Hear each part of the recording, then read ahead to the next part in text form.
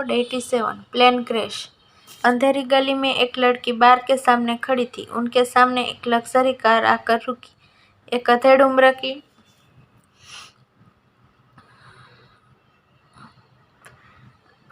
का आदमी कार से बाहर निकला और बोला, मिस जानवी, कार में बैठ जाइए। एक गहरी सांस लेते जानवी ने अपना सिर हिलाया और कार में बैठ गई। वहीं रिजॉर्ट में कुणाल ने हंसते हुए पूछा, अब हमें क्या करना चाहिए? कीर्ति ने प्लेट से आलू का फ्राई उठाकर अपने मुंह में रखा और कहा, यह इतना बुरा नहीं है। कुणाल ने एक आह भरी और कहा, आई एम सो सॉरी। कीर्ति ने हंसते हुए कहा, तुम मुझे किस चीज़ के लिए सॉरी बोल रहे हो? क्या तुम खाने के लिए सॉरी बोल रहे हो? अपने सूजे हुए होठों की ओर इशारा करते हुए उसने कहा, या इसके लिए? कुणाल ने हंसते हुए कहा, दोनों के लिए। उसका हाथ पकड़कर कुणाल ने कहा, चलो कहीं और खाते हैं। तुम कहाँ जाना चाहती हो? कीर्ति ने कुछ देर सोचा और कहा, एक बहुत अच्छी जगह है जिसे मैं जानती हूँ। क्या तुम ट्राई करना चाहते हो? कुणाल ने अपना सिर हिलाया और कहा, ठीक है, चलते हैं। फिर दोनों वहां से उठकर रिजॉर्ट से निकल गए। डिनर करने के बाद कुणाल ने कीर्ति को घर छोड़ दिया। कल तुम्हारा फ्लाइट कितने बजे है? कीर्ति ने पूछा। शाम 6:45 बजे। कुणाल ने कहा, कौन सी जगह? कीर्ति ने पूछा। पुणे। कीर्ति ने एक आह भरी और कहा, तो ठीक है, टेक केयर, अब मुझे जाना चाहिए। फिर उसके जवाब का वेट किए बिना कीर्ति कार से नीचे उतर गई और मेंशन के अंदर चली गई। कुणाल जल्दी से कार से नीचे उतरा और चिल्लाया, कीर्ति रुको। उसकी ओर दौड़ते हुए कुणाल ने उसे पीछे से गले लगा लिया और कहा, मैं तुम्हें बहुत ज़्यादा मिस करूँगा। मैं भी तुम्हें मिस करूँगी, कीर्ति ने कहा। उसकी ओर मुड़ते हुए कीर्ति ने कहा, मैं तुम्हारा वेट करूंगी कुणाल, जब भी तुम फ्री होगे तुम मुझे कॉल करना, ठीक है? कुणाल ने अपना सिर हिलाया। फ्लाइट लैंड करने के बाद मुझे कॉल करना, कीर्ति ने कहा। ओके, कुणाल ने भी कहा। कीर्ति के आंसू पोंछते हुए कुणाल हंसा और बोला, अरे रो क्यों रही हो? मैं बस एक बिजनेस ट्रिप पर जा रहा हूँ। मैं जल्द से जल्द वापस आ जाऊँगा, चिंता मत करो। उसे कसकर गले लगाते हुए कीर्ति ने अपना सिर हिलाया।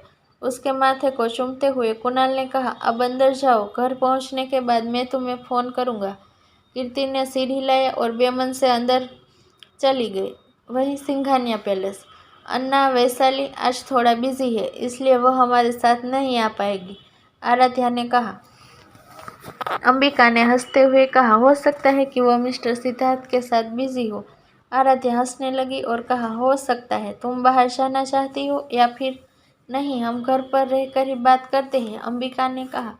आराध्या ने सहमति में सिर हिलाया और कहा, चलो मेरे बेडरूम में चल के बात करते हैं। तुम्हारे हस्बैंड के बारे में क्या? अंबिका ने पूछा। वह डेट के साथ कहीं बाहर गया है और मुझे नहीं लगता कि वह जल्द ही वापस आएगा। अच्छा, तो ठीक है, चलो चलते हैं, अंबिका ने कहा। बेडरूम के अंदर, तो तुम किस बारे में बात करना चाहती हो? आराध्या ने पूछा। अंबिका ने कुछ देर सोचा और कहा, तुम्हारी मर्जी। आराध्या थोड़ी देर के लिए झिझकी और पूछा, क्या तुम सार्थक के बारे में बात करना चाहती हो? अंबिका ने एक गहरी आह भरी और कहा, तुम क्या जानना चाहती हो? हर कोई सोचता है कि तुम मैरिड हो, लेकिन तुम नहीं हो, तो क्यों ना इस मिसर अंडरस्टैंडिंग को दूर किया जाए और सब कुछ क्लियर कर दिया जाए, आराध्या ने कहा। अंबिका ने हंसते हुए कहा, अब कुछ भी क्लियर करने का कोई मतलब नहीं है। उसे जो कुछ भी सोचना है सोचने दो। मुझे सच में इस बात की कोई परवाह नहीं है। लेकिन अन्ना, उन्हें लगता है कि तुम्हारी शादी हो गई है, लेकिन ऐसा कुछ भी नहीं है। क्या यह कोई बड़ी बात नहीं है? सार्थक भी सोचता है कि तुम मैरिड हो। क्या तुम्हें नहीं लगता कि तुम्हें कम से कम उसे सच बताना चाहिए? अंबिका मुस्कुराई और कहा, तुम्हें हमारे बारे में किसने बताया? सिद्धार्थ ने मुझसे कहा था कि तुम दोनों बचपन में दूसरे से प्यार करते थे। अंबिका ने हंसते हुए कहा, हाँ, हम एक दूसरे से प्यार करते थे। सार्थक मेरा फर्स्ट बॉयफ्रेंड था, फर्स्ट लव और फर्स्ट किस और सब कुछ। फिर क्या हुआ? आराध्या ने पूछा। अंबिका ने एक गहरी सांस ली और कहा, कई बातें हुई और उसके बाद हम दोनों का ब्रेकअप हो गया। आराध्या ने अंबिका के कंधे पर हाथ रखा और कहा, अन्ना, मुझे लगता है कि तुम्हें इस बारे में सार्थक से बात करनी चाहिए और सब कुछ सॉल्व करने की कोशिश करनी चाहिए। मुझे पता है कि मैं तुम दोनों के बारे में बहुत ज़्यादा नहीं जानती, लेकिन मुझे लगता है कि बहुत सी चीज़ें ऐसी हैं जो तुम छुपा रही हो। थोड़ी देर के लिए रुकते हुए उसने आगे कहा, तुम्हें सब कुछ उसे बताना चाहिए। मुझे पता है कि तुम अब भी सार्थक से प्यार करती हो और वह भी तुमसे प्यार करता है, तुम्हें उसके साथ बात करके मिसअंडरस्टैंडिंग क्लियर करनी चाहिए। अंबिका मुस्कुराई और बोली, अब बात करने का कोई पॉइंट नहीं है, बहुत देर हो चुकी है। लेकिन आराध्या कुछ कहना चाहती थी। प्लीज़ आराध्या, मैं इस बारे में और बात नहीं करना चाहती, अंबिका ने कहा। आराध्या ने अपना सिर हिलाया और कहा, ठीक है, लेकिन एक बात याद रखना, अब तुम अकेले नहीं हो, तुम सब कुछ मेरे साथ शेयर कर सकती हो। अंबिका मुस्कुराई और अपना सिर हिला दिया। अगले दिन कुणाल अपने अपकमिंग मीटिंग की तैयारी करने में बिजी था, तो उसने किसी को कॉल रिसीव नहीं किया और न ही किसी को कॉल किया। कीर्ति ने भी उसे कई बार कॉल किया, लेकिन उसे रिसीव नहीं किया। बाद में शाम को जब कुणाल एयरपोर्ट जा रहा था, तो उसने अपने बैग से अपना फ़ोन निकाल लिया। जब उसने आराध्या, कीर्ति, नीरज जी के कई मिस्ड कॉल देखे, तो उसने सदमे में अपनी आंखें चौड़ी कर ली। पहले नीरज जी से आराध्या को कॉल करने के बाद पहले नीरज जी और आराध्या को कॉल करने के बाद कुणाल ने कीर्ति को कॉल किया। इससे पहले कि कुणाल कुछ कह पाता, कीर्ति दूसरी तरफ से चिल्लाने लगी, तुम्हें क्या हुआ है? मैं तुम्हें सुबह से कॉल कर रही हूँ, लेकिन तुम्हें पता है कि मैं कितना परेशान थी? तुम्हें पता है कि मैं कितना डर गई थी? तुम्हें जरा सी भी परवाह है मेरी? I am so sorry baby, मैं मीटिंग की तैयारी में बिजी था, इसलिए मुझे सॉरी, प्लीज़ मुझे इस तरह मत डांटो, मैं आज जा रहा हूँ, कुणाल ने कहा। कीर्ति ने आह भरी और कहा, अब तुम कहाँ हो? मैं एयरपोर्ट पर हूँ, कुणाल ने कहा। टेक केयर, और जैसे फ्लाइट लैंड करेगी मुझे कॉल करना, कीर्ति ने कहा। ठीक है, bye and I love you, Kunal ने कहा। आई लव यू मोर।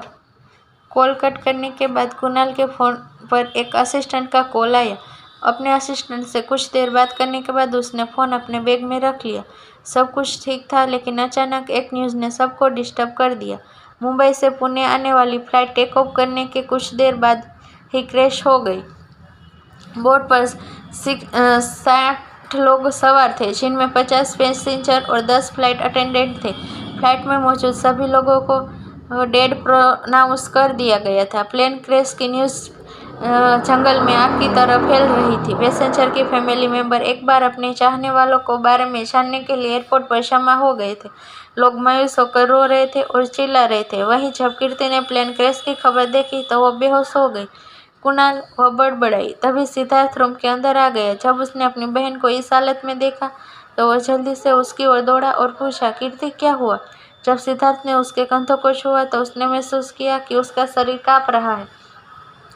भाई, वह प्लेन में था, कीर्ति ने कहा। सिद्धार्थ ने अपना मुंह फेर लिया और पूछा, कौन? उसके गालों से आंसू बहने लगे। वह उस प्लेन में था। उसके आंसू पोंछते हुए सिद्धार्थ ने अपनी बहन को कसकर गले लगा लिया और कहा, रो मत और मुझे बताओ कि तुम किसके बारे में बात कर रही हो। सिद्धार्थ के चेस्ट पर अपना चेहरा रखते हुए कीर्ति ने रोते हुए कहा, भाई, वो आज पुणे जाने वाला था और वह उसी फ्लाइट में था। भाई, उसे कुछ नहीं हुआ है, क्या वह ठीक है? मैं उसके बिना नहीं रह सकती, अब मुझे क्या करना चाहिए? सिद्धार्थ ने उसका सिर थपथपाते हुए पूछा, तुम किसके बारे में बात कर रही हो? मेरा बॉयफ्रेंड, कीर्ति ने सिसकने के बीच में कहा। सिद्धार्थ ने झुंझलाते हुए पूछा, तुम्हारा एक बॉयफ्रेंड है? तुमने मुझे पहले क्यों नहीं बताया? कब से और कैसे? क्या तुम एक के लिए बहुत छोटे नहीं हो? वह कौन है? उसका नाम क्या है? उसके सवालों को सुनने के बाद कीर्ति और भी जोर से रोने लगी और कहा, वह उस फ्लाइट में था। कुछ करो भाई, उसे मेरे पास वापस लाओ, मुझे वो चाहिए, मैं उसके बिना नहीं रख सकती। Please do something. सिद्धार्थ ने खुद को शांत करने के लिए एक गहरी सांस ली। फिर कीर्ति के सर को थपथपाते हुए सिद्धार्थ ने कहा, रुद्राक्ष और आराध्या भी आज वहाँ पर जा रहे हैं। मैं उनके साथ एयरपोर्ट पर जाकर सब कुछ इन्वेस्टिगेट करूँगा। तुम मुझे उसका नाम और बाकी सारी इन्फॉर्मेशन दे दो, मैं उसे ढूंढने की पूरी कोशिश करूँगा। कीर्ति ने अपना सिर हिलाया। उसके आंसू पोंछते हुए सिद्धार्थ ने कहा, रोना बंद करो और भगवान पे भरोसा रखो, उससे कुछ नहीं होगा। उसके माथे पर किस करने के बाद सिद्धार्थ कीर्ति के रूम से बाहर निकल गया। कीर्ति इस टाइम बहुत हेल्पलेस महसूस कर रही थी। वो कुणाल का नंबर ट्राई करती रही, लेकिन उसका फ़ोन ऑफ था। कल कुणाल ने उसे जो लॉकेट दिया था, उसे चूमते हुए कीर्ति बुदबुदाई, तुम्हें कुछ नहीं हो सकता। वहीं सिंघानिया पैलेस। सिंघानिया पैलेस में हालात और भी बुरे थे। आराध्या अब लगभग 1 घंटे से रो रही थी, तो उसकी आंखें और लाल हो गई और सूज गई थी। प्लेन क्रैश की न्यूज़ सुनकर रुद्राक्ष ने तुरंत सूरज जी और नीरज जी को सिंघानिया पैलेस लाने के लिए कार भेज दी थी। अपनी वाइफ को कसकर गले लगाते हुए रुद्राक्ष ने कहा, आराध्या, रोना बंद करो, हमारे कुणाल को कुछ नहीं होने वाला। अपना चेहरा रुद्राक्ष के चेस्ट पर रखते हुए आराध्या और भी जोर जोर से रो रही थी। नीरज जी को एक गिलास पानी देते हुए साक्षी जी ने कहा, नीरज, भगवान पर भरोसा रखो, कुणाल को कुछ नहीं हो सकता।